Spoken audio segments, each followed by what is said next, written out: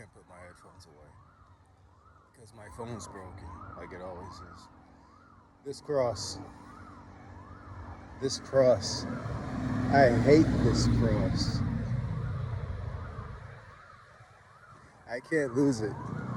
And I'm one to I never had a chain. I never had a cross or a chain that I carried. I can't keep things. I lose everything. And I found this cross at my friend Mark's house when we were rebuilding his house. I found it on Good Friday at 3:30 p.m. And I remember I found it at 3:30 p.m. because I knew it was Good Friday. It freaked me out when I found it.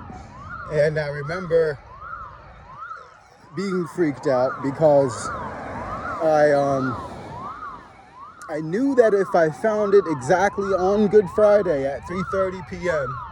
that God was real.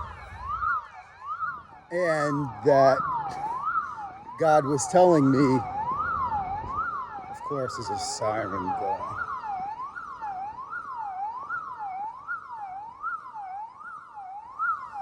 And I knew that if I found it at 3, really? Of course. Here I am. It's a beautiful sunset. Oh, there's someone.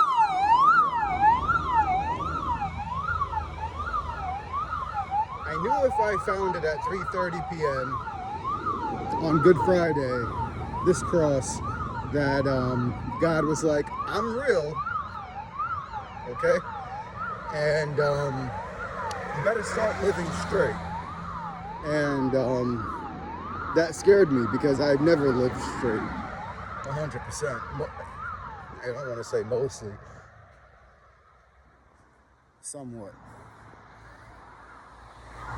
And anyway, I researched this cross. I found this cross a couple of years ago. I researched it, I think, a couple of weeks ago on AI. And it has those little dots. Those are hand riveted pins, hand rivets. And it's called a Golgotha crucifix because it has, see that on the bottom? That thing on the bottom? Let me stop walking so you can see it. The skull and the crossbones on the bottom. That's Adam. Adam and Eve, that's Adam's skull and crossbones. And it was said that Jesus' blood, when he was crucified, flowed down to the bones because Adam was supposedly buried under the mountain of Golgotha, which is where Jesus was crucified. And it washed over Adam's sins. And I found this out through AI because I said, hey, I have this brass cross. It was silver when I got it. My sweat turned it brass. The chain stayed silver because it's 925 silver. And but this turned brass. But that stayed silver, and the inside is black because it's wood. There's wood on the inside of this brass crucifix, and it's made out of ebony wood. It's actual ebony wood on the inside of this cross, and this is an antique.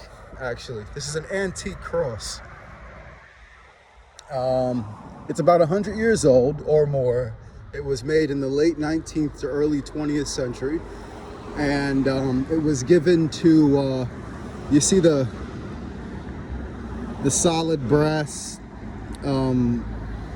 piece there that holds the chain? It was given to a lot of men that went into World War II. And around that era, late 19th, early 20th century. This is I'm wearing a 100-year-old antique cross. I didn't know that when I found it. I found it at my friend Mark's house. We were renovating a house, and I found it on Good Friday while we were Well, it was after Mark left. Mark and Dave, my two um, co-workers. And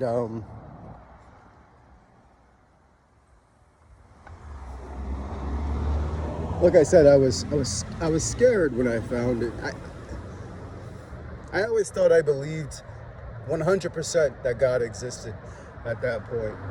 But after that point, it was like, oh well, these so many things have happened at that point that allowed me to believe that no, that was the real deal. I'm walking by our Dente Plumbing. Look at the nice vanity, nice wall hanging toilet, and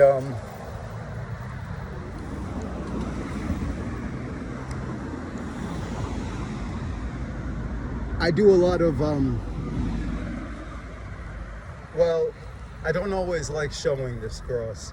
Sometimes I wish I could hide it away, and then that phrase from scripture always comes back to me whenever I think about tucking it under my shirt of if you deny me, I will. If you are embarrassed of me, I will be embarrassed of you in the last day. That's the phrase. Something along those lines. I don't like those lines.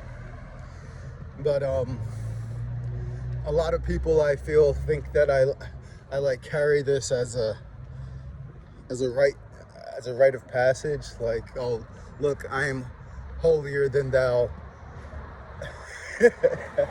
No, I don't carry this as a message saying I'm holier than thou. It's funny. It's so damn big. I see so many other people that carry their crosses and they're smaller. And me, I have this gigantic thing. But yeah, it's ebony wood. It's about 100 years old. It was carried by people going into battle, people, what's the word? Chaplains, military chaplains, and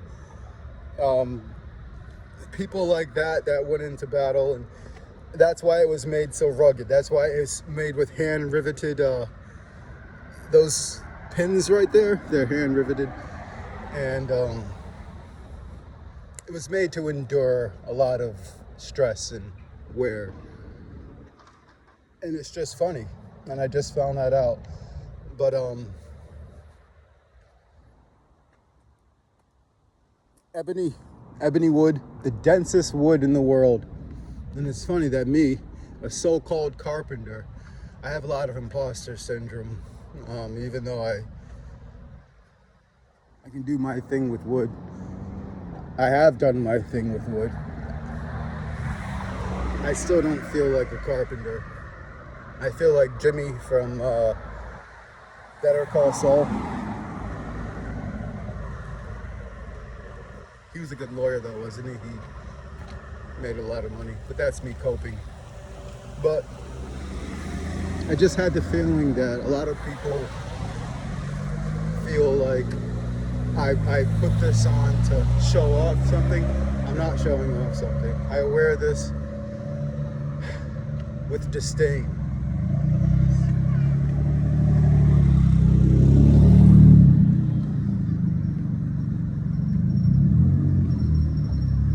And